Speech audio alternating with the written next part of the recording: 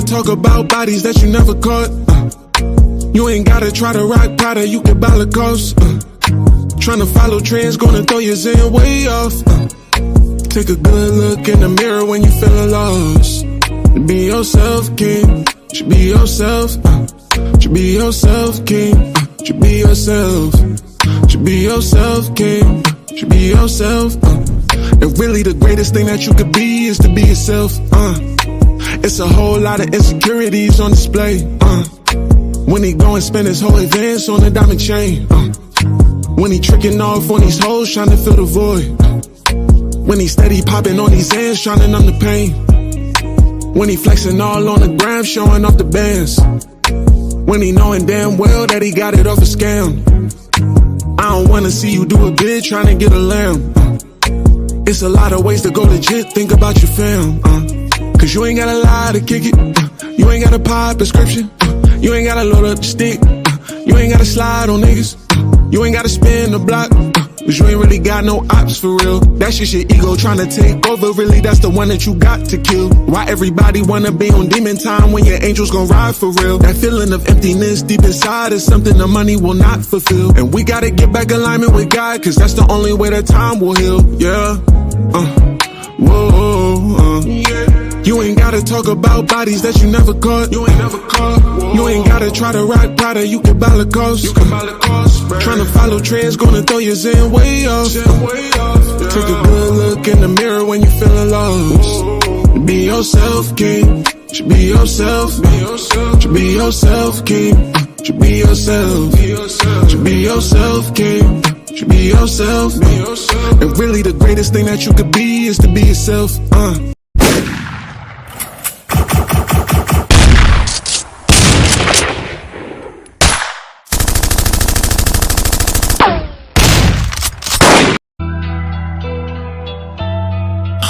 Fuck black history, ain't no black history. This ain't black history, this ain't that you'll see. They don't know about me, you don't know about me. They gon' know about me, you gon' know about me. See, I am not a slave, I was born to slide, I am not afraid. Hop about the K, oh yeah, free to God, they went out of state. I'm a child of God, I do not belong to the United States. Fuck black history, tell Uncle Sam he can catch a fade. I went to hell, I mean school, graduated at the top of my class. Still never thought I was over my peers. We did that time together 12 years. Ain't that some movie? I think that it is. They won't control me, I'm really a member. I traveled that road, I came back with the jewels for 'em. When I pull up, they pee how the roof going. We some dog killers, won't chew bones. Know we all spit 'em, we supreme. Somewhere I read a nigga had a dream. Did them dirty, they keep playing back that scene to us, but it bullshit. If you win the battle, you can tell the story and delete whoever, get whoever glory. Hope you listen closely, this ain't metaphor. This is straight up real and I prepared you for it. MLK was a motherfucking agent. At first he ain't know it, cause really they played him. They showed him the front of the building, they tell him the back was burning. But the secret they gave him, he tried to reveal it. Go back and listen to that I Have a Dream and the speech that he gave on the night before they killed him. He climbed up that mountain and seen the promised land. That boy was a mason. By writing they sealed them documents forever. But I know masons in Atlanta know better. They said he would kill cause of prejudice, yeah, but they lied to you. Here I come with that shovel on, yelling fuck black history. Ain't no black history. See, they gon' know about me. You gon' know about me. See, I am not a slave. I was born to slide. I am not afraid. Hop about that K. Oh yeah, free the guys. They went out of state. Yeah, I'm a child of God. I do not belong to the United States. Yeah, fuck black history. Tell Uncle Sam he can catch a fade. They don't want you to remember this. You not no slave, you indigenous. Fuck how they painted them Indians. You went to war with the French and the British men. Quite frankly, you was kings Merovingians. They took the women and men, made them prisoners. Raised up the children to worship their images. Set up a lab to the genes and they mixed them. And this shit get way deeper than your pigment. What if I told you was born sovereign and all you ever had to do was admit this shit? What if I told you that this was your ancestor land? That mean that they was the immigrants. Wait, I think that someone tried to explain that 100 years later. The Negro was still in exile in his own land. Natural birthright, Malcolm X style. What was Holmes saying? That's the curse, right? Fuck black history, ain't no black history. This ain't black history, this ain't that you'll see. They don't know about me, you don't know about me. They gon' know about me, you gon' know about me. See, I am not a slave, I was born to slide. I am not afraid. Hop about the K, oh yeah, free to God. They went out of state. I'm a child of God, I do not belong to the United States. Fuck Black History, tell Uncle Sam he can catch a fade. I went to hell, I mean school, graduated at the top of my class. Still never thought I was over my peers. We did that time together 12 years. Ain't that some movie? I think that it is. They won't control me, I'm really a member. I traveled that road, I came back with the jewels for 'em. We wanna see you with it, sure could treat you right. Give me just a minute of your time tonight. We both are here to have big fun, so let it rip.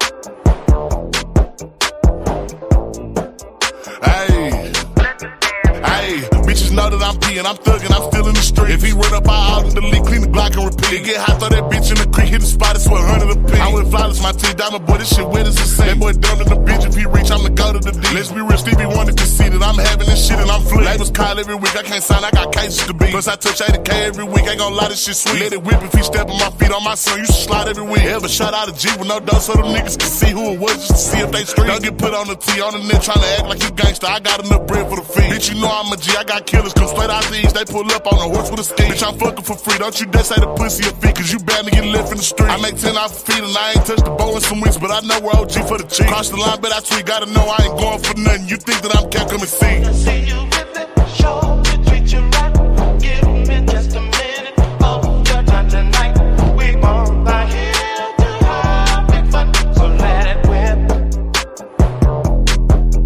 Hey, let it whip in the pot in my spot, all that powder was locked. Once the fees had a taste, it was hot. Think I'm capping, I'm not, boy, you better go ask for my spot on my son, it was me and D-Rock. From the knob to the block, boy, that shit just a skip in the hop, like KB getting scats off the lot. This shit all off for rock, now I'm rolling, my bitch, she controller, she like to keep one in my Glock. Let it whip if he running my spot, let it whip if he think that he hot, just to show me now. Let it whip when I'm spinning the block, whip again if we ain't get him got. When we catch me, pop out the whip since he say that I fly. Bought another, the shit on out, now let's talk about the watch. And the chain of shit, all of these race, had to say I done turned up a notch. Hey. Wanna see you with it, sure could treat you right. Give me just a minute of your time tonight. We both are here to have big fun, so let it whip.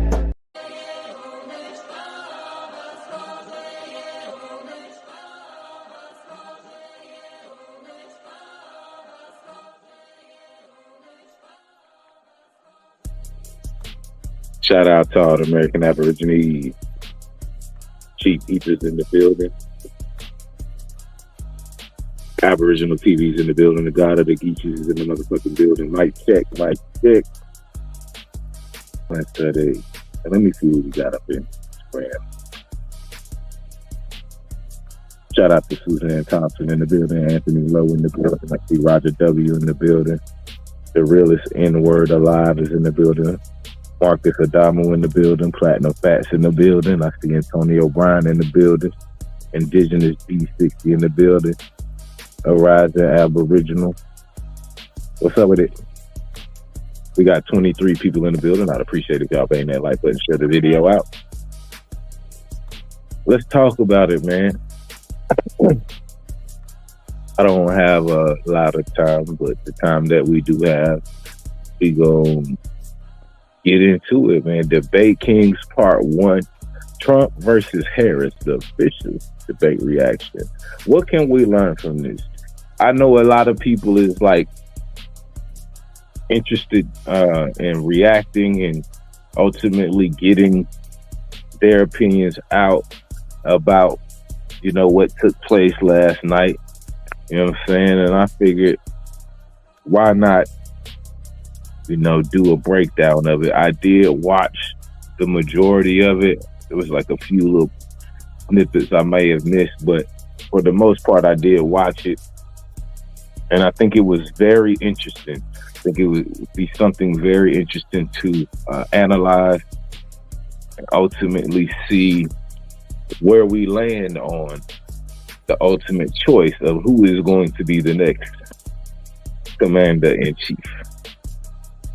So with that being said, let's get into a little bit of it, man. This is NBC News special coverage of the first presidential debate between former President Trump. Look, we've had a terrible economy. And Vice President Kamala Harris. What we have done is clean up Donald Trump's mess. The two candidates meeting in person for the first time ever. So for everyone watching who remembers what January 6th was, I say we don't have to go back. I created one of the greatest economies in the history of our country. A historic face-off. What she says is an absolute lie. You're going to hear from the same old tired playbook. The former president. All right, let's skip up a little bit. Get to the meat and potatoes. Battling to win back the White House. I had no the thing that We'll see. President Kamala Harris personal attacks just justices who overturned Roe v. Wade and what she called lies about abortion. Nowhere in America is a woman carrying a pregnancy to term and asking for an abortion. That is not. Oh my God, man! When she said this shit right here, damn. Hold on, I gotta go get the full. Hold on, guys. I gotta go get the full debate, guys, because there was a lot of little intricacies last night that was just not pointed out by the moderators. So let's see if I can pull this up.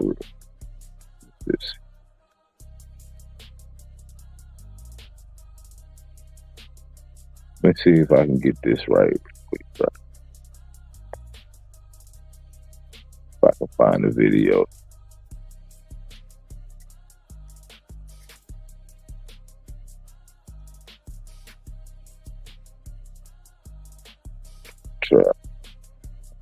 This is like some NBC shit I don't want to see. I want to see. I'm trying not to get motherfucking copies. So how do we do that?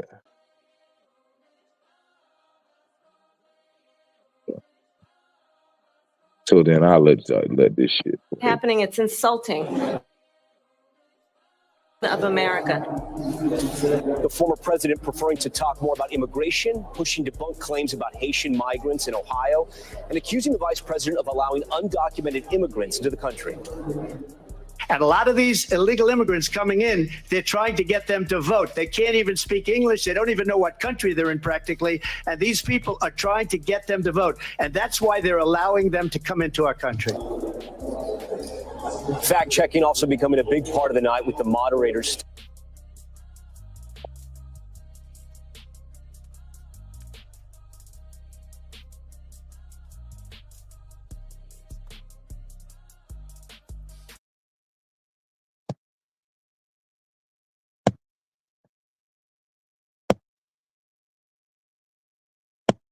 And around the world tonight. Vice President Kamala Harris and President Donald Trump are just moments away from taking the stage in this unprecedented race for president. And I'm Lindsay Davis. Tonight's meeting could be the most consequential event of their campaigns, with Election Day now less than 2 months away. For Vice President Kamala Harris, this is her first debate since President Biden withdrew from the race on July 21st. Of course, that decision followed his debate against President Donald Trump in June. Since then, this race has taken on an entirely new dynamic. And that brings us to the rules of tonight's debate. 90 minutes with 2 commercial breaks. No topics or questions have been shared with the campaigns.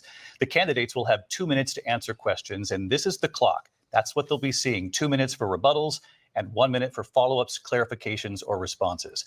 Their microphones will only be turned on when it's their turn to speak. No pre-written notes allowed. There is no audience here tonight in this hall at the National Constitution Center. This is an intimate setting for 2 candidates who have never met. President Trump won. So y'all heard the basics, right? Let's see if that shit fucking thing. Deliver the final closing. And first of all, like, these is the 2 moderators, by the way, right? So it was very disingenuous of these 2 right here to act like they was gonna moderate some shit fairly, but then only seeming to have some shit to say when Trump got down, said some shit. Like, you'll see this. Check. Statement of the evening. Vice President Harris. This is look how they act like they give a shit. I selected the podium to the right. So let's now welcome the candidates to the stage. Vice President Kamala Harris and President Donald Trump.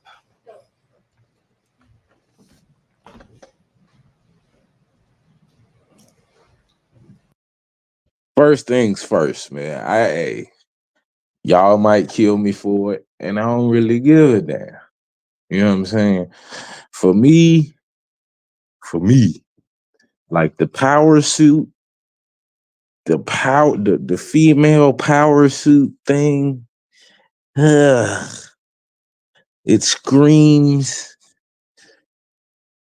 a certain thing. You know what I'm saying? It like I know. There's feminine power suits, but like I don't know, man. That shit is just this shit looks funny on this woman. Kamala Harris. Let's have a good debate. Have fun. Thank you. And then she introduces herself like he don't know who the fuck she is. Like what? Kamala Harris. Let's have a good debate.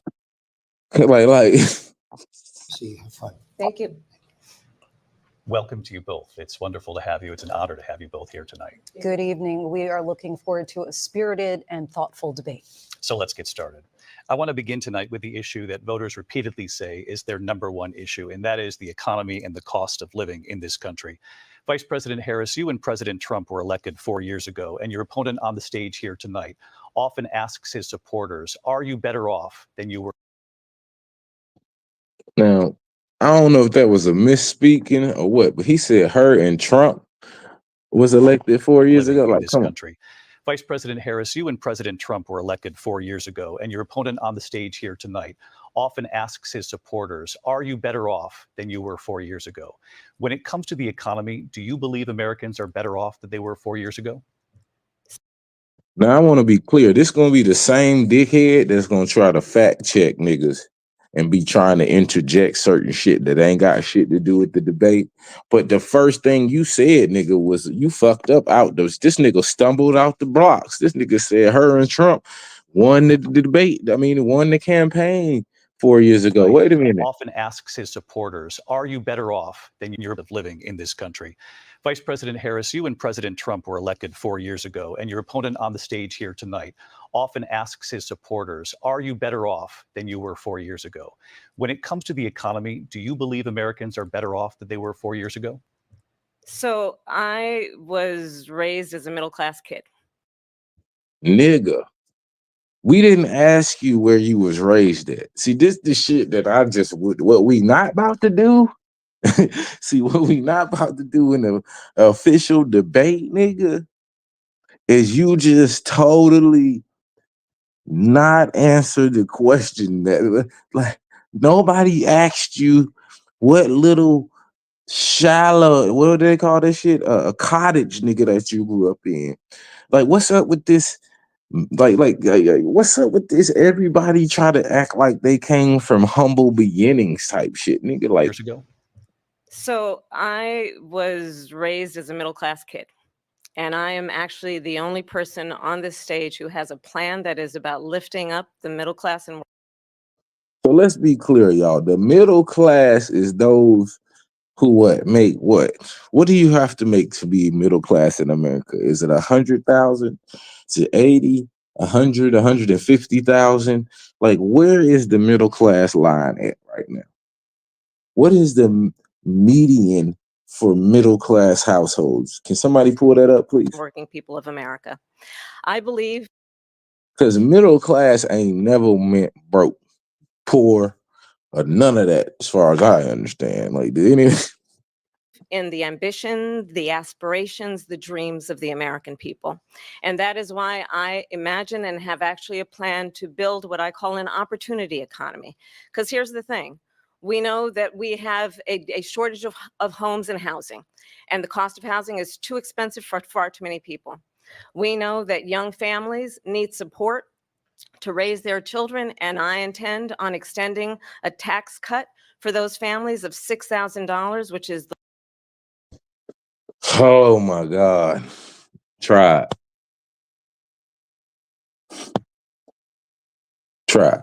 the largest child tax credit that we have given in a long time so that those young families can afford to buy a crib, buy a car seat, buy clothes for their children.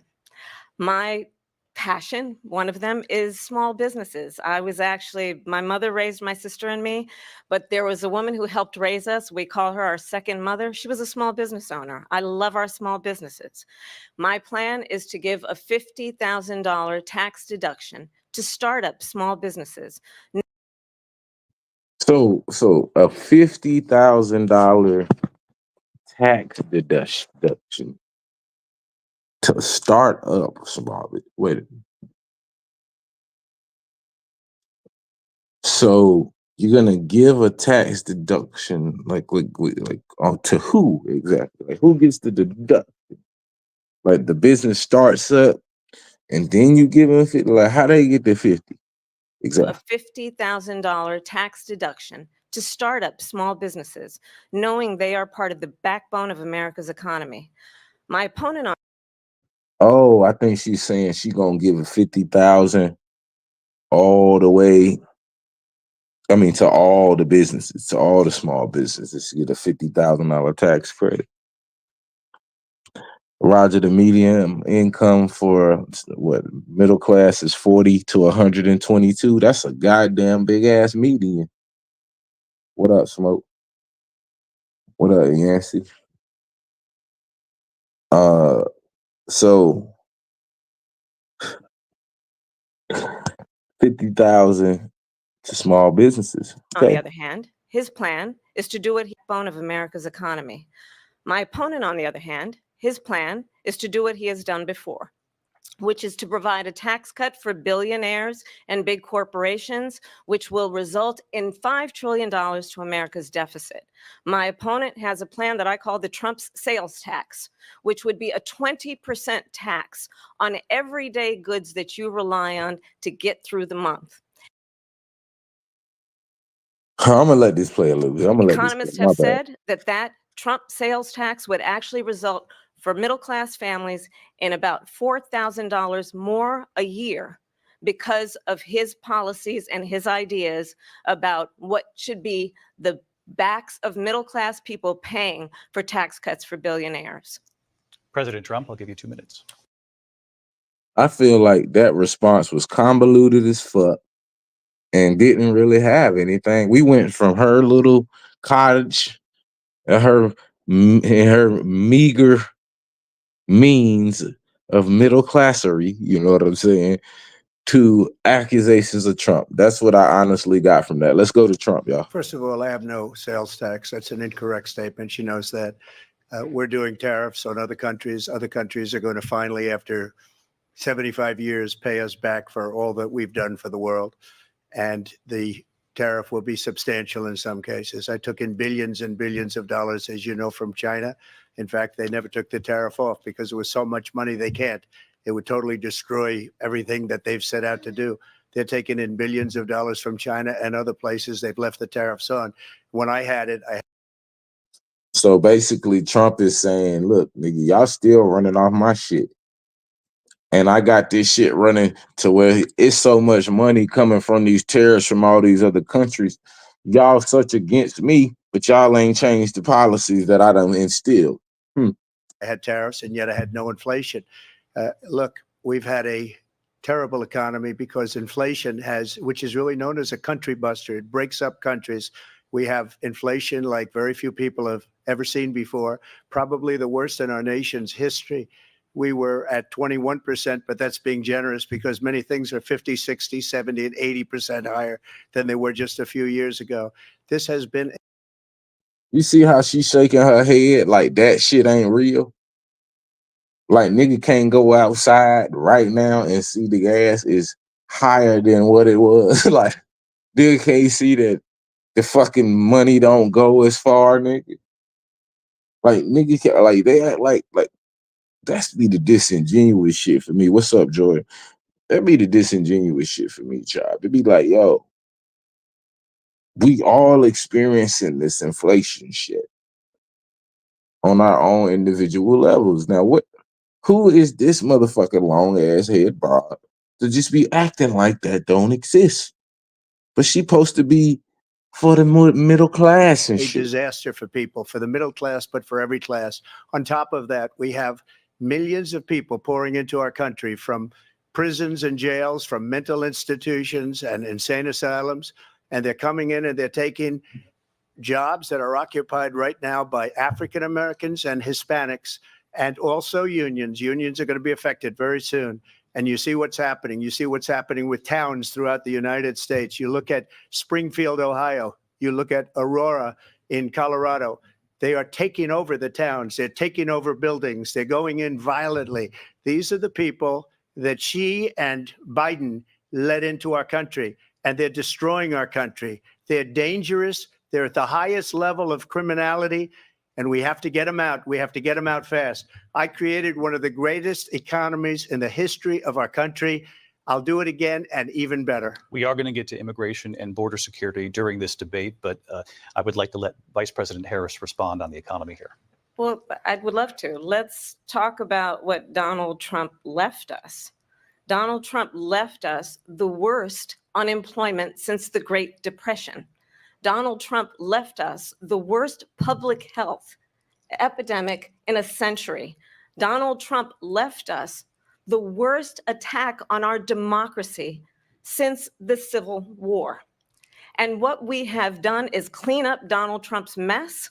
What we have done and what I intend to do is build on what we know are the aspirations and the hopes of the American people. But I'm going to tell you all in this debate tonight, you're going to hear from the same old tired playbook, a bunch of lies, grievances, and name calling. What you're going to hear tonight is a detailed and dangerous plan called Project 2025 that the former president intends on implementing if he were elected again. I believe very strongly that the American people want a president who understands the importance of bringing us together, knowing we have so much more in common than what separates us. And I pledge to you to be a president for all Americans. President Trump will give you a minute here to respond. Number one, I have nothing to do, as you know, and as she knows better than anyone, I have nothing to do with Project 2025. That's out there. I haven't read it. I don't want to read it purposely. I'm not going to read it. This was a group of people that got together. They came up with some ideas, I guess some good, some bad, but it makes no difference. I have nothing to do. Everybody knows I'm an open book. Everybody knows what I'm going to do. Cut taxes very substantially and create a great economy like I did before. We had the greatest economy. We got hit with a pandemic. And the pandemic was not since 1917, where 100 million people died, has there been anything like it. We did a phenomenal job with the pandemic. We handed them over a country where the economy and where the stock market was higher than it was before the pandemic came in. Nobody's ever seen anything like it. We made ventilators for the entire world. We got gowns, we got masks, we did things that nobody thought possible. And people give me credit for rebuilding the military. They give me credit for a lot of things, but not enough credit for the great job we did with the pandemic. But the only jobs they got were bounce back jobs. These were jobs bounced back, and it bounced back and it went to their benefit. But I was the one that created them. They know it, and so does everybody else. Vice President Harris, I'll let you respond. So Donald Trump has no plan for you. And when you look at his economic plan, it's all about tax breaks for the richest people. I am offering what I describe as an opportunity economy. And the best economists in our country, if not the world, have reviewed our relative plans for the future of America. What Goldman Sachs has said is that Donald Trump's plan would make the economy worse. Mine would strengthen the economy. What the Wharton School has said is Donald Trump's plan would actually explode the deficit. 16 Nobel laureates have described his economic plan as something that would increase inflation and by the middle of next year would invite a recession. You just have to look at where we are and where we stand on the issues. And I'd invite you to know that Donald Trump... See, I'm not so sure if we continue in the way in which we're going now that we won't be on. Like, we're on the brink of economic recession now, ma'am, under your administration. See, this is what I don't fucking like, Tribe. It's like she acting like she ain't in the White House now when the current president has stepped down and said, and his party, the motherfucker said he is not fit to be the nominee of the next presidential race, yet he's fit to continue to run the country? I thought when the president goes down, the vice president becomes the president type shit. But she's standing there with the stupid face like she ain't a part of the administration that's currently in the White House. That is currently, like, our lives are a direct reflection of the decisions that her and her partner, right? She's second in command. And she acts as if she ain't had no part in nothing that went on. We got 54 people in the building. I appreciate it if y'all bang that like button, share the video out. What up, Kato? Tap that. Oh, damn, I said tap that. Bang that like button, share the video out. Let's go. Actually has no plan for you because he is more interested in defending himself than he is in looking out for you. It's just a soundbite. They gave her that to say. Look, I went to the Wharton School of Finance, and many of those professors, the top professors, think my plan is a brilliant plan. It's a great plan. It's a plan that's going to bring up our worth, our value as a country. It's going to make people want to be able to go and work and create jobs and create a lot of good, solid money for our country. And just to finish off, did he almost slip up? Did he have a slip? Solid money for our country. He almost slipped because they, like Judge Joe said, right? America ain't no corporation or no company, but every corporation was created out of, like, something like that. Create jobs and create a lot of good, solid money for our country. And just to finish off, she doesn't have a plan. She copied Biden's plan, and it's like 4 sentences, like run, spot, run. 4 sentences. Wait a minute, child. Did that nigga say run, come spot, on run? now, dog. Nah, bro. Like 4 sentences, like run, spot, run. 4 sentences that are just, oh, we'll try and lower taxes. She doesn't have a plan. Take a look at her plan. She doesn't have a plan. Mr. President, I do want to drill down on something you both brought up. The vice president brought up your tariffs. You responded, and let's drill down on this because your plan is what she calls is essentially a national sales tax. Your proposal calls for tariffs, as you pointed out here, on foreign imports across the board. You recently said that you might double your plan, imposing tariffs up to 20% on goods coming into this country. As you know, many economists say that with tariffs at that level, costs are then passed on to the consumer. Vice President Harris has argued it'll mean higher prices on gas, food, clothing, medication, arguing it costs the typical family nearly $4,000 a year. Do you believe Americans can afford higher prices because of tariffs? They're not going to have higher prices. What's going to have and who's going to have higher prices is China and all of the countries that have been ripping us off for years. I was the only president ever. China was paying us hundreds of billions of dollars, and so were other countries. And, you know, if she doesn't like them, they should have gone out and they should have immediately cut the tariffs. But those tariffs are there 3.5 years now under their administration. We are going to take in billions of dollars, hundreds of billions of dollars. I had no inflation. That's where so basically all the money that's being generated from these tariffs, they sending that shit to Ukraine and all other types of fucking places. Virtually no inflation. They had the highest inflation perhaps in the history of our country because I've never seen a worse period of time. People can't go out and buy cereal or bacon or eggs or anything else. The people of our country are absolutely dying with what they've done. They've destroyed the economy. And all you have to do is look at a poll. The polls say 80 and 85 and even 90% that the Trump economy was great, that their economy was terrible. Vice President Harris, I do want to ask for your response. And you heard what the president said there, because the Biden administration did keep a number of the Trump tariffs in place. So how do you respond? Well, let's be clear that the Trump administration resulted in a trade deficit, one of the highest we've ever seen in the history of America.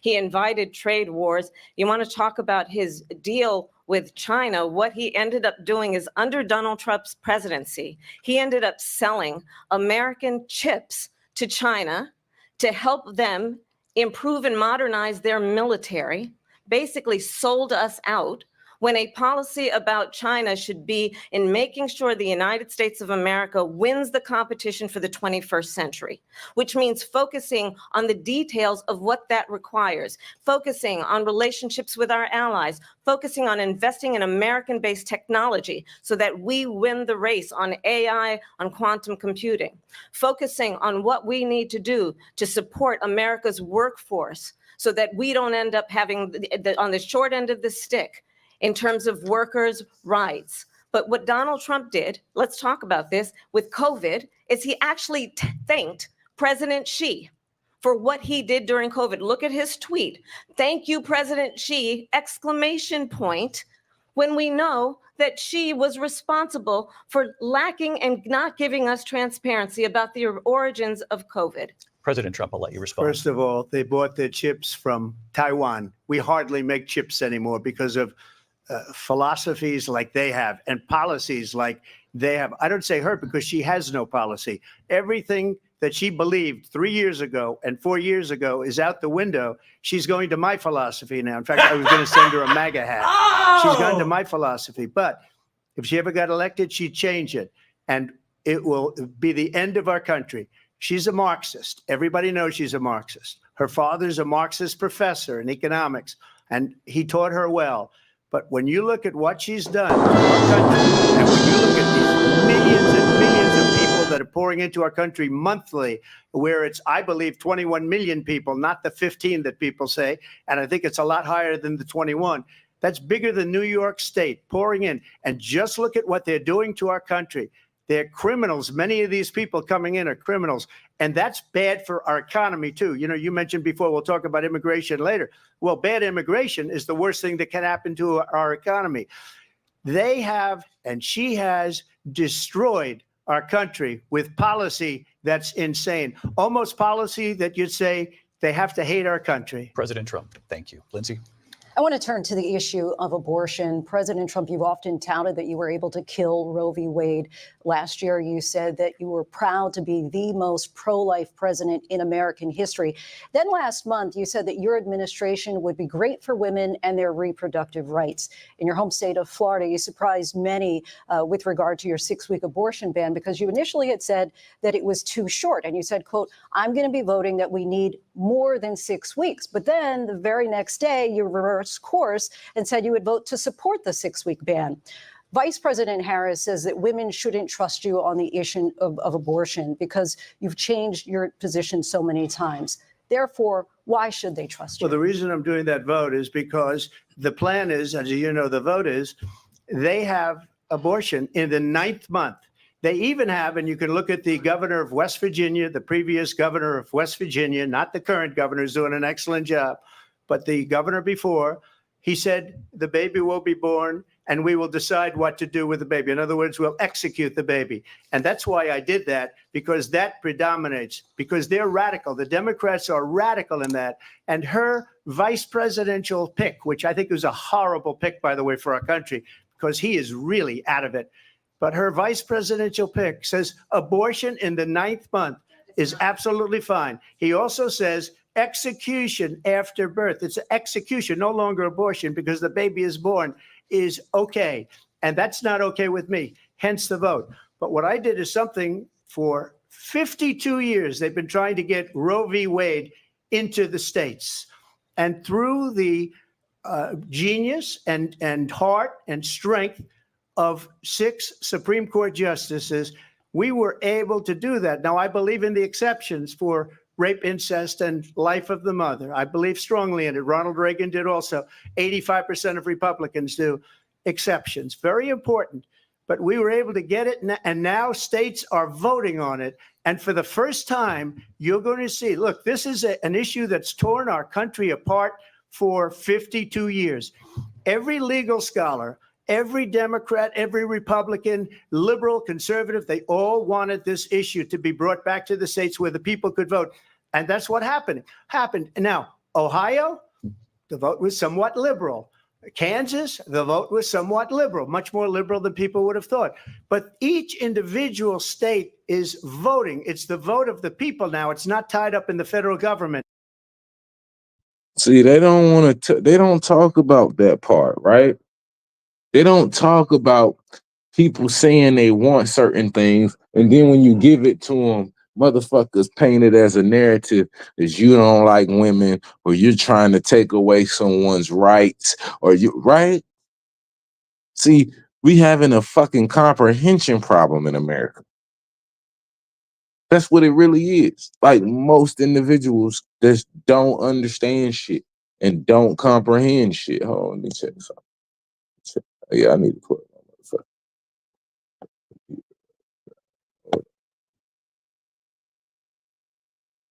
I did a great service in doing it. It took courage to do it. And the Supreme Court had great courage in doing it. And I give tremendous credit to those 6 justices. There is no state in this country where it is legal to kill a baby after it's born. Madam Vice President, I want to get your response to President Trump. Well, as I said, you're going to hear a bunch of lies, and that's not actually a surprising fact. Let's understand how we got here. Donald Trump hand-selected 3 members of the. Did you see how this moderator just came with a fact? We didn't need your fact, little whatever you is. After it's born. Madam Vice President, I want to get your state in doing it. And I give tremendous credit to those 6 justices. There is no state in this country where it is legal to kill a baby after it's born. Madam Vice President, I want to get your response to.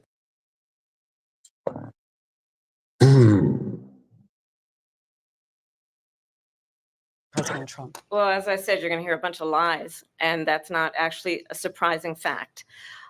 Let's understand how we got here. Donald Trump hand-selected 3 members of the United States Supreme Court with the intention that they would undo the protections of Roe v. Wade. And they did exactly as he intended. And now in over 20 states, there are Trump abortion bans, which make it criminal for a doctor or nurse to provide health care. In one state, it provides prison for life. Trump abortion bans that make no exception even for rape and incest, which understand what that means. I said this last night when I was talking to the family. Shit, see, this is what we're not going to keep doing, okay? We're not going to keep listening to these lying ass people about these mystical fucking things that took place as if they are the reality in existence that we live in, okay? There is no evidence to support that women are, excuse me, women are being sexually assaulted and or the other word, right, at a rate that abortions take place in. Like, let's stop the bullshit. Like, there's no data and statistics that back up that women are going through. Now, I know a lot of women will say that it goes unreported and all that other shit. And I'll take that into account too. But still, gang, it ain't nowhere near close. Right? So what point are we going to stop listening to people act as if this is always the situations in which women show up at the abortion clinic? Like, nah, try. It ain't always that. Right? And people got different opinions on abortion, whether they think it's good, bad, or whatever. It's murder and all that. But then what we're not going to do is act like women are just, as a whole, there's a pandemic of women that got to go to the clinic to abort the babies because specifically of sexual assault. And you know, the other thing. A survivor of a crime of violation to their body does not have the right to make a decision about what happens to their body next. That is immoral. And one does not have to abandon their faith or deeply held beliefs to agree. The government, and Donald Trump certainly, should not be telling a woman what to do with her body. I have talked with women around our country. You want to talk about this is what people wanted? Pregnant women who want to carry a pregnancy to term, suffering from a miscarriage, being denied care in an emergency room because the healthcare providers are afraid they might go to jail, and she's bleeding out in a car in the park. Oh my God. Like, what in the fuck? Can you say fear mongering? Like,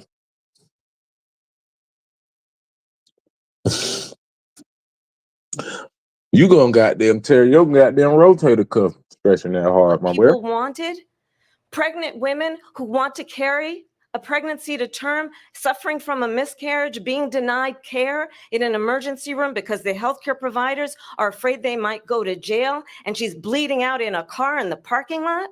She didn't want that. Her husband didn't want that. Is there a real example of this? Did this really happen somewhere?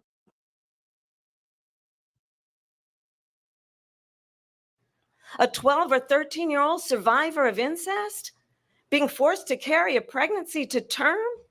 They don't want that.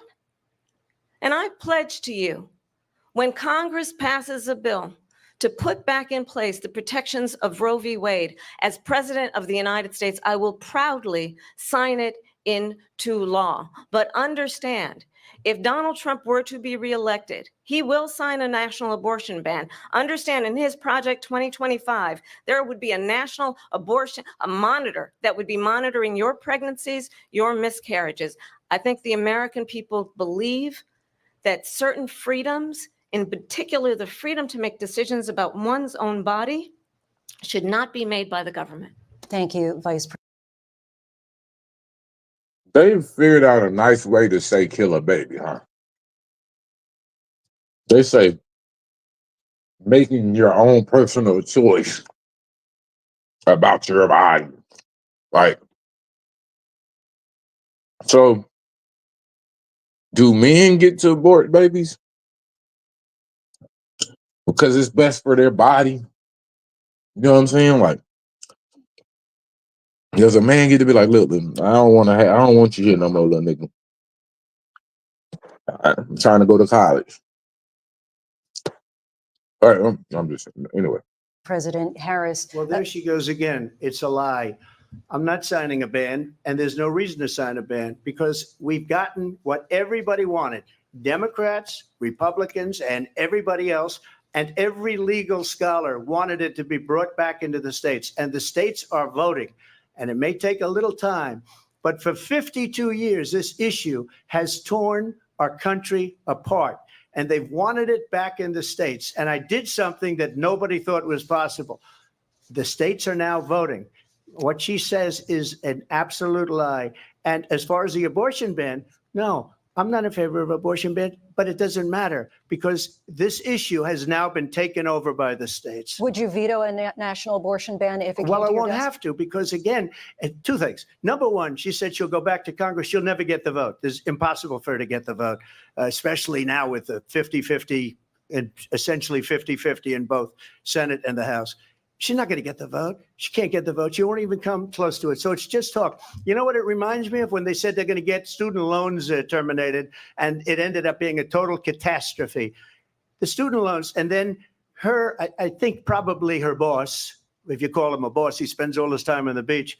But look, her boss went out and said, we'll do it again. We'll do it a different way. And he went out, got rejected again by the Supreme Court. So all these students got taunted with this whole thing about this whole idea, and how unfair that would have been. Part of the reason they lost to the millions and millions of people that had to pay off their student loans. They didn't get it for free, but they were saying it's the same way that they talked about that they talk about abortion. But if I could just get a yes or no, because your running mate, J.D. Vance, has said that you would veto it if it did come to your desk. Well, I didn't discuss it with J.D. In all fairness, J.D., and I don't mind if he has a certain view, but I think he was speaking for me, but I really didn't. Look, we don't have to discuss it because she'd never be able to get it, just like she couldn't get student loans. They couldn't get student loans. They didn't even come close to getting student loans. They taunted young people and a lot of other people that had loans. They can never get this approved. So it doesn't matter what she says about going to Congress. So wonderful. Let's go to Congress. Do it. But the fact is that for years, they wanted to get it out of Congress and out of the federal government. And we did something that everybody said couldn't be done. And now you have a vote of the people on abortion. Vice President Harris, want to give you your time to respond, but I do want to ask, would you support any restrictions on a woman's right to an abortion? I absolutely support reinstating the protections of Roe v. Wade. And as you rightly mentioned, nowhere in America is a woman carrying a pregnancy to term and in asking for an abortion. That is not happening. It's insulting to the women of America. And So real quick. So when a woman puts a baby up for adoption, is that not like technically her asking for an abortion post pregnancy? Like, anyway. understand what has been happening under Donald Trump's abortion bans. Couples who pray and dream of having a family are being denied IVF treatments. What is happening in our country? Working people, working women who are working 1 or 2 jobs, who can barely afford childcare as it is, have to travel to another state to get on a plane sitting next to strangers to go and get the health care she needs, barely can afford to do it. And what you are putting her through is unconscionable.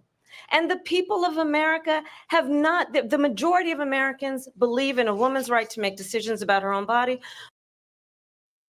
Like, where is any of this shit happening in America that they saying? And if this is happening, it's literally y'all presidency.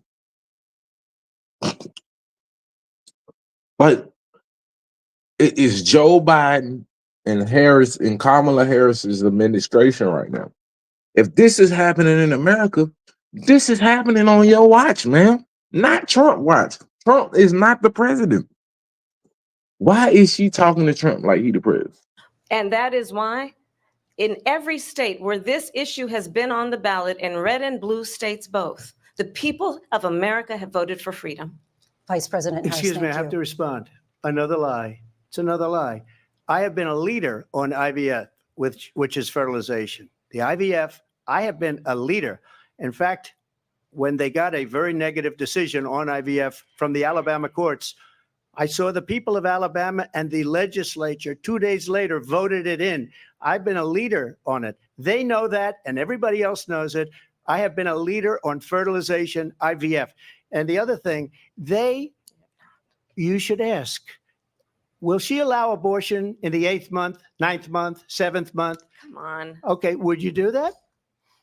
Why don't you ask her that question? Why don't you answer That's the problem. question? Would you because veto? Under Roe v. Answer Wade, the question, you would you could veto? you could do abortions in the 7th month, the 8th month, the 9th That's month, not true. and probably after birth. Just look at the former governor of Virginia. The governor of Virginia said we put the baby aside and then we determine what we want to do with the baby. President Trump, thank you. We're going to turn now to immigration and border security. Why they ain't answer that question?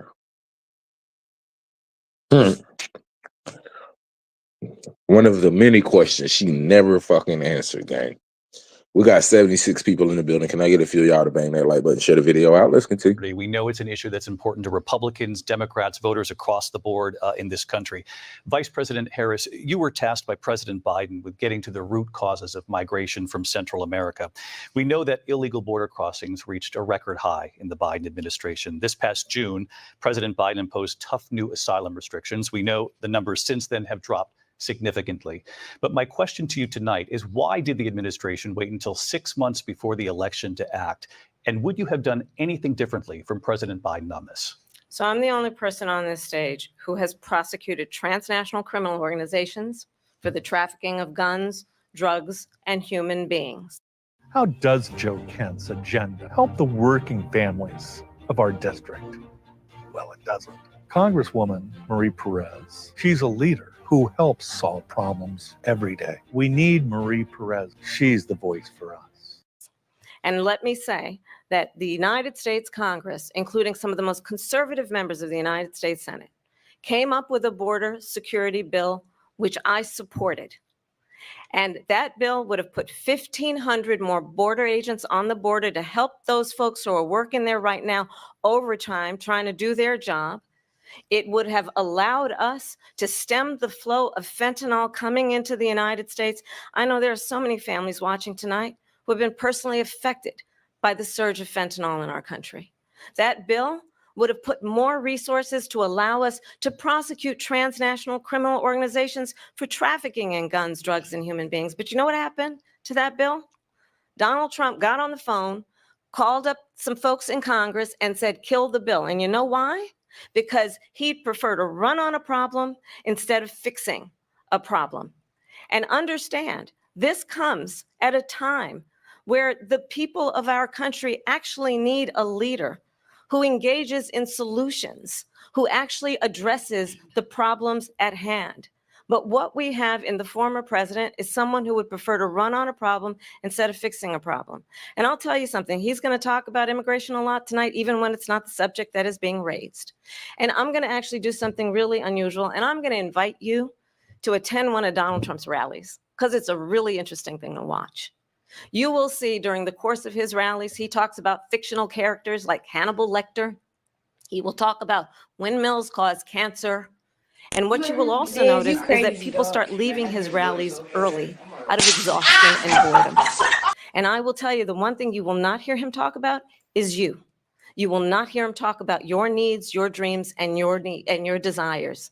And I'll tell you, I believe you deserve a president who actually puts you first. And I pledge to you that I will. Vice President Harris, thank you. President Trump, on that point, I want to get your response. Well, I would like to respond. Let me just ask, though, why did you try to kill that bill, and successfully so, that would have put thousands of additional agents and officers on the border? First, let me respond as to the Please. rallies. She said people start leaving. People don't go to her rallies. There's no reason to go. And the people that do go, she's bussing them in and paying them to be there, and then showing them in a different light. So she can't talk about that. People don't leave my rallies. We have the biggest rallies, the most incredible rallies in the history of politics. That's because people want to take their country back. Our country is being lost. We're a failing nation. And it happened 3.5 years ago. And what's going on here, you're going to end up in World War III, just to go into another subject.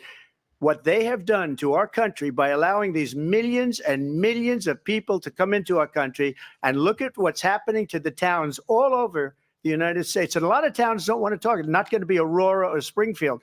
A lot of towns don't want to talk about it because they're so embarrassed by it. In Springfield, they're eating the dogs, the people that came in. They're eating the cats. They're eating the pets of the people that live there. And this is what's happening in our country, and it's a shame. As far as rallies are concerned, as far as the reason they go is they like what I say. They want to bring our country back. They want to make America great again. It's a very simple phrase, make America great again. She's destroying this country, and if she becomes president, this country doesn't have a chance of success. Not only success, we'll end up being Venezuela on steroids. I just want to clarify here. You bring up Springfield, Ohio, and ABC News did reach out to the city manager there. He told us there have been no credible reports of specific claims of pets being harmed, injured, or abused by individuals within the immigrant community. Well, I've seen people on television. Let me just say here, this is the people on television say my dog was taken and used for food. So maybe he said that, and maybe that's a good thing to say for a city manager. I'm not taking this from but television. But the people on television saying their dog was eaten by the people that went there. Again, the Springfield city manager says there's no evidence of that. Vice President Harris, I'll let you respond to the rest of what you've heard. You talk about extreme.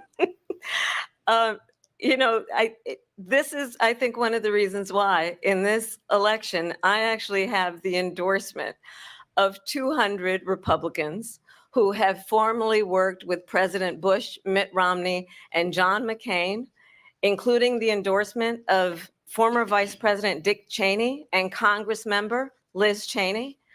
And if you want to really know the inside track on who the former president is, if he didn't make it clear already, just ask people who have worked with him. His former chief of staff, a 4-star general, has said he has contempt for the Constitution of the United States. His former national security advisor has said he is dangerous and unfit His former Secretary of Defense has said the nation, the republic, would never survive another Trump term. And when we listen to this kind of rhetoric, when the issues that affect the American people are not being addressed, I think the choice is clear in this election. President Trump, I'll give you a quick minute to respond here. Thank you. Because when I hear that, see, I'm a different kind of a person. I fired most of those people, not so graciously. They did bad things or a bad job. I fired them. They never fired one person.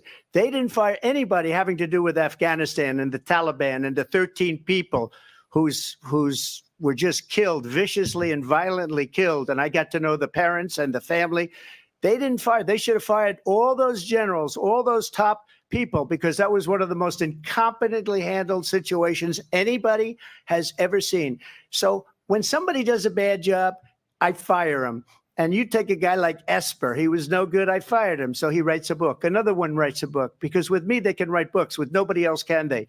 But they have done such a poor job, and they never fire anybody. Look at the economy. Look at the inflation. They didn't fire any of their economists. They have the same people. That's a good way not to have books written about you. But just to finish, I got more votes than any Republican in history by far. In fact, I got more votes than any president, sitting president in history by far. Let me continue on immigration. It was what you wanted to talk about earlier. So let's get back to your deportation proposal that the vice president has reacted to as well. President Trump, you call this the largest domestic deportation operation in the history of our country. You say you would use the National Guard. You say if things get out of control, you'd have no problem using the U.S. military. Police, yes. You also said you would use local police. How would you deport 11 million undocumented immigrants? I know you believe that number is much higher. Take us through this. What does this look like? Will authorities be going door to door in this country? Yeah, it is much higher because of them. They allowed criminals, many millions of criminals.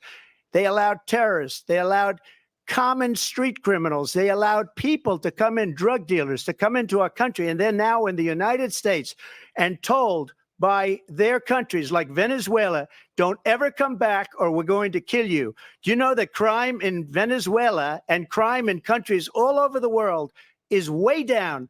You know why? Because they've taken their criminals off the street and they've given them to her to put into our country.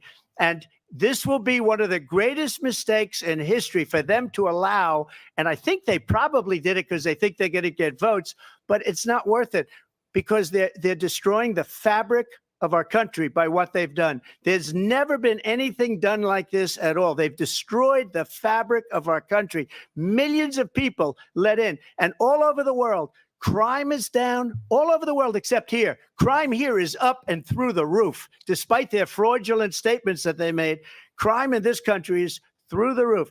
And we have a new form of crime. It's called migrant crime. And it's happening at levels that nobody thought possible. President Trump, as you know, the FBI says overall violent crime is actually coming down in this country. But Vice Excuse me, President Harris, the FBI they were defrauding statements. They didn't include the worst cities. It's amazing. Like, I don't think he answered the question either, Marcus, but I do. I think that it's very disingenuous for them to always have a rebuttal for what he's saying with some facts.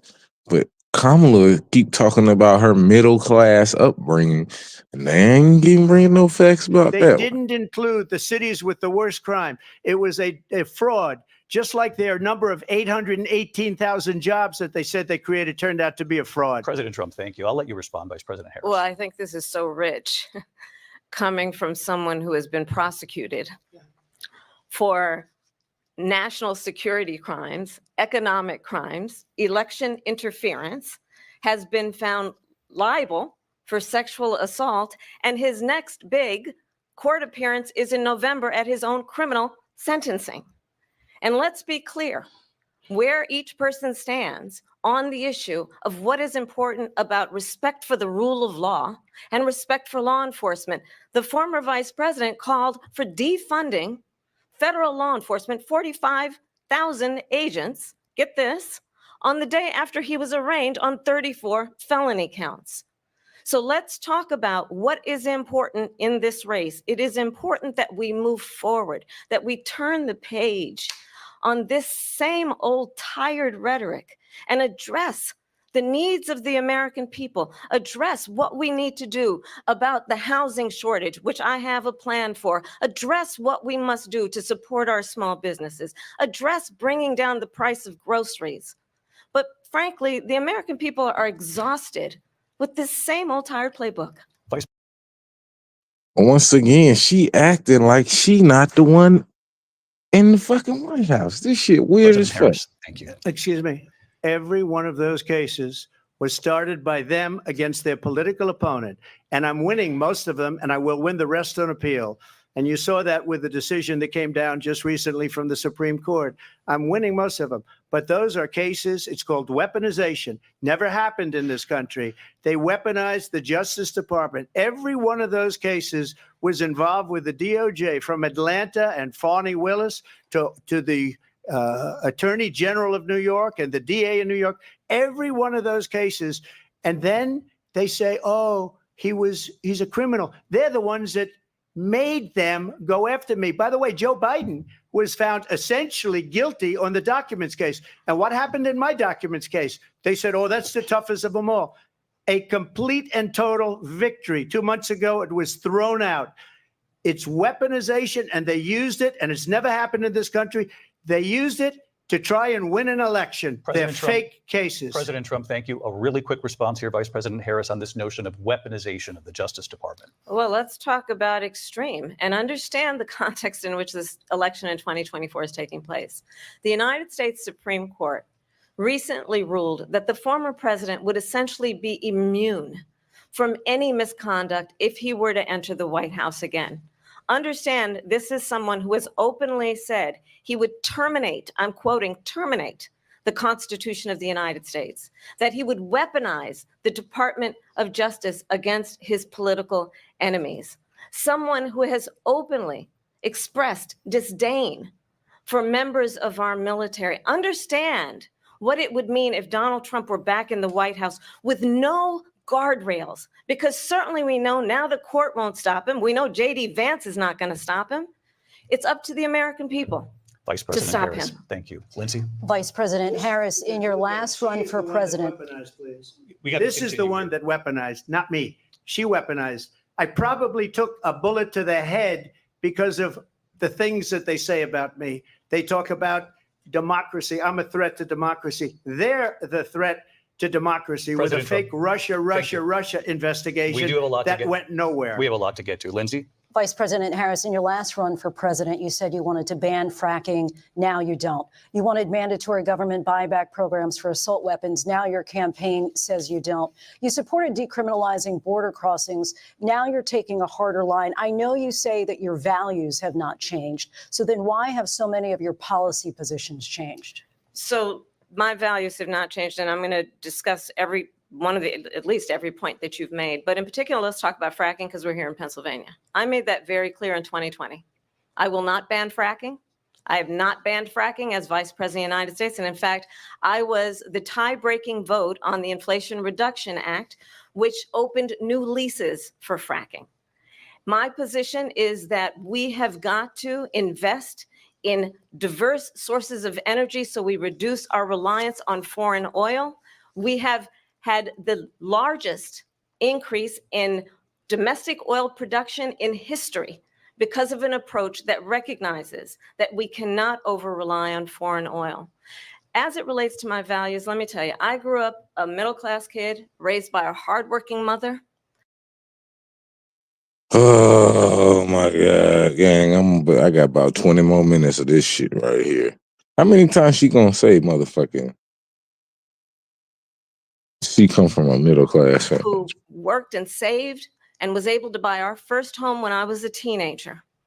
The values I bring to the importance of home ownership, knowing not everybody got handed $400 million on a silver platter and then filed bankruptcy 6 times, is a value that I bring to my work, to say we are going to work with the private sector and home builders to increase 3 million homes, increase by 3 million homes by the end of my first term.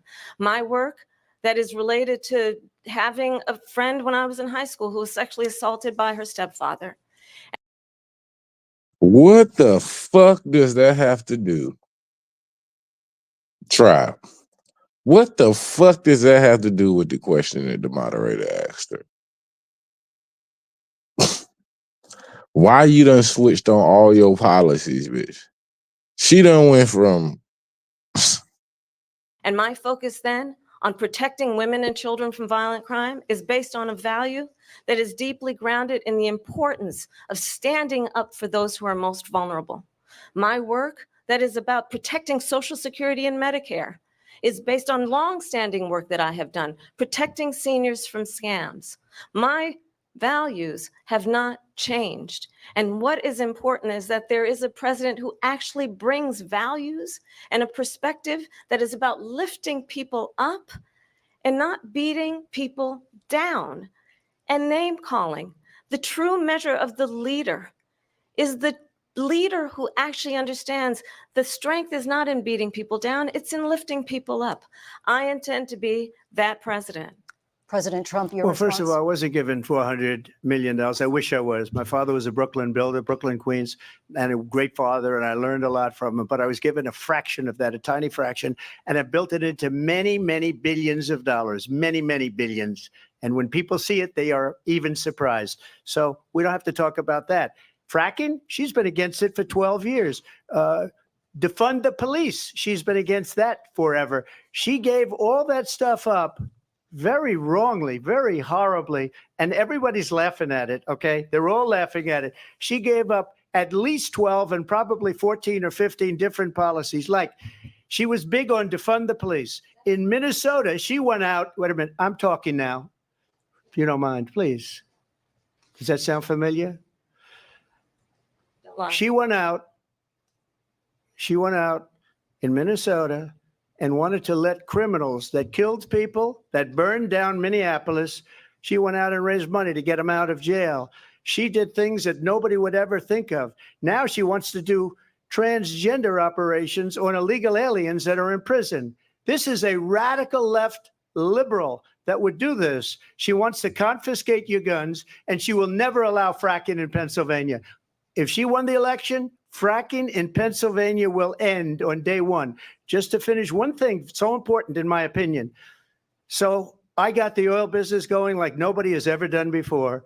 When they took over, they got rid of it, started getting rid of it, and the prices were going up the roof. They immediately let these guys go to where they were. I would have been 5 times, 4 times, 5 times higher, because you're talking about 3.5 years ago.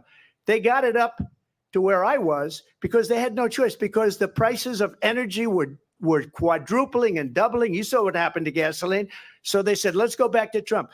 But if she won the election, the day after that election, they'll go back to destroying our country, and oil will be dead. Fossil fuel will be dead. We'll go back to windmills, and we'll go back to solar, where they need a whole desert to get some energy to come out. You ever see a solar plant? By the way, I'm a big fan of solar, but they take 400, 500 acres of desert President soil. Trump, we have a These lot are of not good issues things that we for the have to get environment, to. as We're she out of time. understands. Thank you.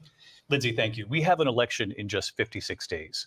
And I want to talk about the peaceful transfer of power, which, of course, we all know is a cornerstone of our democracy, and the role of a president in a moment of crisis. Mr. President, on January 6th, you told your supporters to march to the Capitol. You said you would be right there with them. The country and the world saw what played out at the Capitol that day, the officers coming under attack. Aides in the West Wing say you watched it unfold on television off the Oval Office. You did send out tweets, but it was more than 2 hours before you sent out that video message telling your supporters to go home. Is there anything you regret about what you did on that day? You just said a thing that isn't covered. Peacefully and patriotically, I said during my speech, not later on.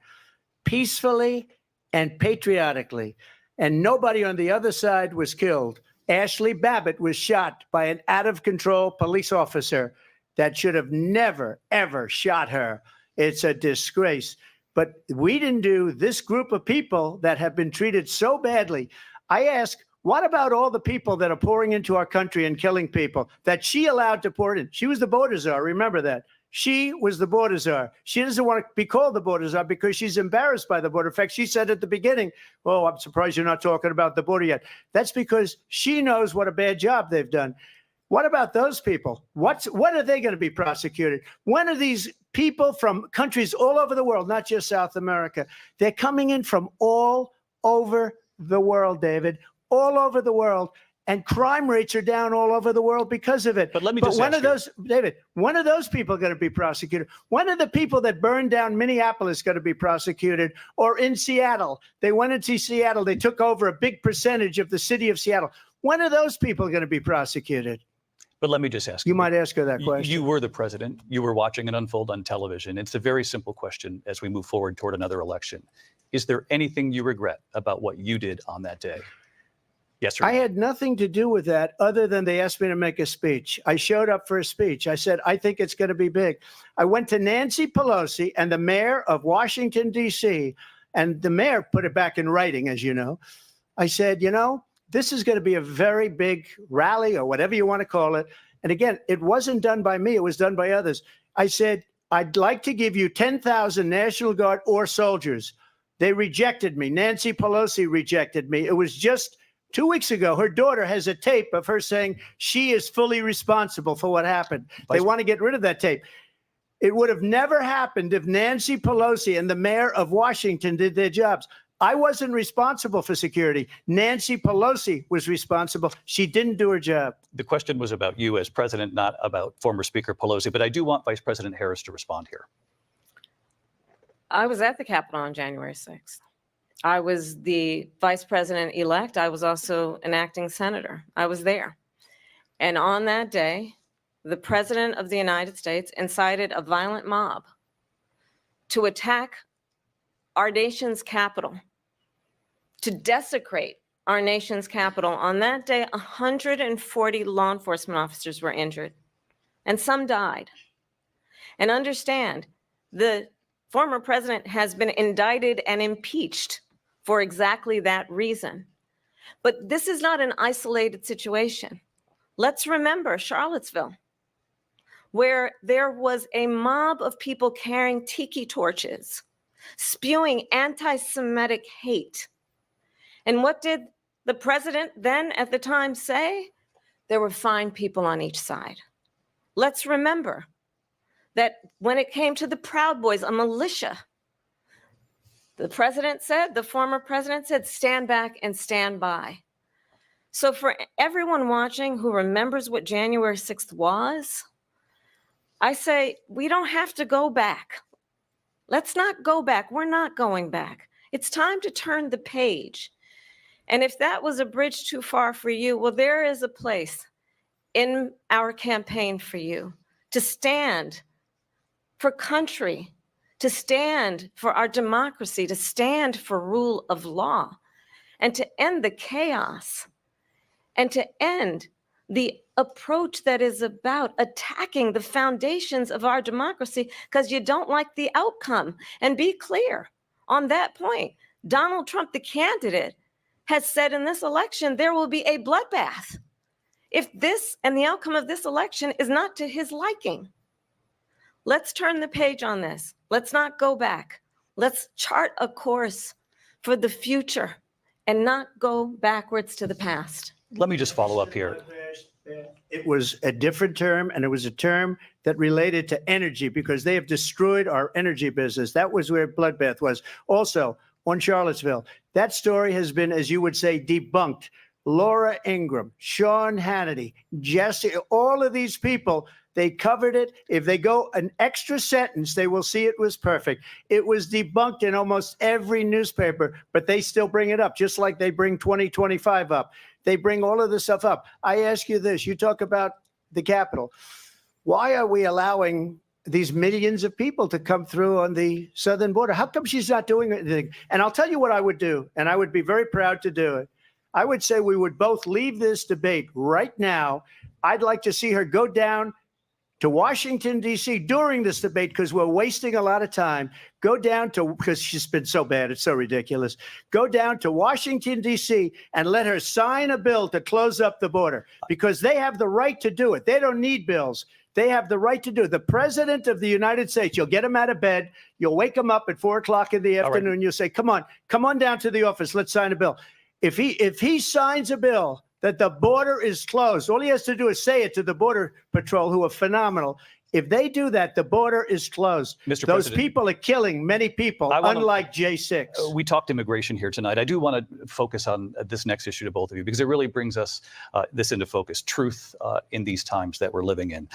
Mr. President, for 3.5 years after you lost the 2020 election, you repeatedly falsely claimed that you won, many times saying you won in a landslide.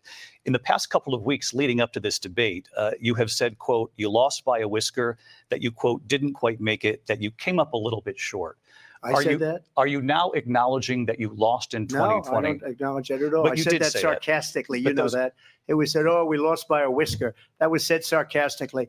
Look, there's so much proof. All you have to do is look at it. And they should have sent it back to the legislatures for approval. I got almost 75 million votes, the most votes any sitting president has ever gotten. I was told if I got 63, which was what I got in 2016, you can't be beaten. The election, people should never be thinking about an election as fraudulent. We need two things. We need walls. And we have to have it. We have to have borders, and we have to have good elections. Our elections are bad. And a lot of these illegal immigrants coming in, they're trying to get them to vote. They can't even speak English. They don't even know what country they're in practically. And these people are trying to get them to vote. And that's why they're allowing them to come into our country. I did watch all of these pieces of video. I didn't detect the sarcasm, lost by a whisker. We didn't quite make it. And we should just point out here as clarification, and you know this, you and your allies, 60 cases in front of many judges, many of them No Republican, judge looked at it. And said they said no we didn't have widespread fraud. standing. That's the other thing. They said we didn't have standing, a technicality. Can you imagine a system where a person in an election doesn't have standing? The president of the United States doesn't have standing. That's how we lost. If you look at the facts, and I'd love to have you'll do a special on it. I'll show you Georgia, and I'll show you Wisconsin, and I'll show you Pennsylvania, and I'll show you. We have so many facts and statistics, but you know what? That doesn't matter because we have to solve the problem that we have right now. That's old news. And the problem that we have right now is we have a nation in decline, and they have put it into decline. We have a nation that is dying, David. Mr. President, thank you. Vice President Harris, you heard the president there tonight. He said he didn't say that he lost by a whisker. So he still believes he did not lose the election that was won by President Biden and yourself. But I do want to ask you about something that's come up in the last couple of days. This was a post from President Trump about this upcoming election just weeks away. He said, when I win, those people who cheated, and then he lists donors, voters, election officials, he says will be prosecuted to the fullest extent of the law, which will include long-term prison sentences. One of your campaign's top lawyers responded saying, we won't let Donald Trump intimidate us. We won't let him suppress the vote. Is that what you believe he's trying to do here? Donald Trump was fired by 81 million people. So let's be clear about that. And clearly he is having a very difficult time processing that. But we cannot afford to have a president of the United States who attempts, as he did in the past, to upend the will of the voters in a free and fair election. And I'm going to tell you that I have traveled the world as Vice President of the United States, and world leaders are laughing at Donald Trump. I have talked with military leaders, some of whom worked with you, and they say you're a disgrace.